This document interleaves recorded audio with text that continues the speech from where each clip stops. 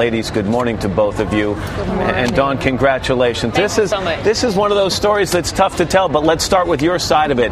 You ran the race of a lifetime. Your coach, Bob Kersey, said, here's a young lady that nobody knew, and now she's on top of the medal stand. How did it feel? It felt amazing. I mean, it was a surprise for some. I felt like, just executing my race, things would, hopefully go my way. I just felt truly blessed. So you ran your personal best, I said, 12:54.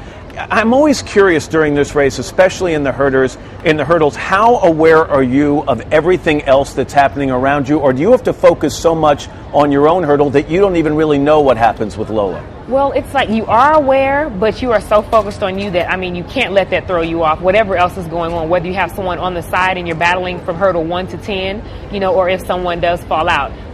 You're aware because you're human, but, you have to zone in. In entering the race knowing that she was the favorite, did you have silver in your mind or something else? No, I didn't. That's the thing. My coach, Bobby Kersey, told me, he said, you're on the podium, but the color is up to you. If you want it, go for it. So for me, you never know what's going to happen. So with hurdles, sometimes, things happen, but that's why on that day, you have to run, your race.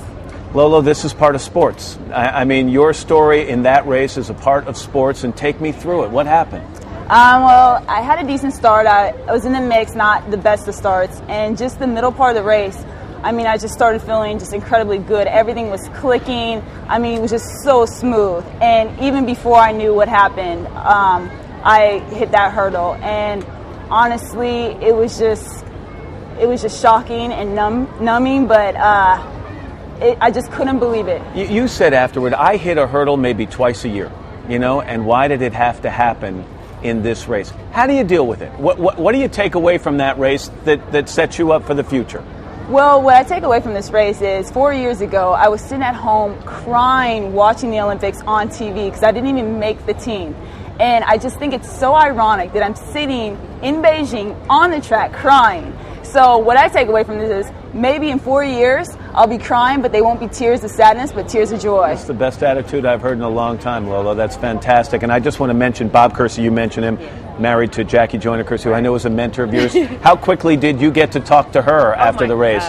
It was really quickly, actually. A lot of phone calls were coming into my phone, but they all kind of had the same number. It was weird. And all of a sudden I said, I'm going to stop ignoring them and answer. And it happened to be her call, and it was right afterwards. So she was just screaming and hollering on the phone, so that was amazing. It must have felt awfully good. Congratulations again, Dawn. And Lola, you're awfully nice to come talk to us. No problem. All that matters is USA brought home the gold. Well, it's fantastic, and we really appreciate it.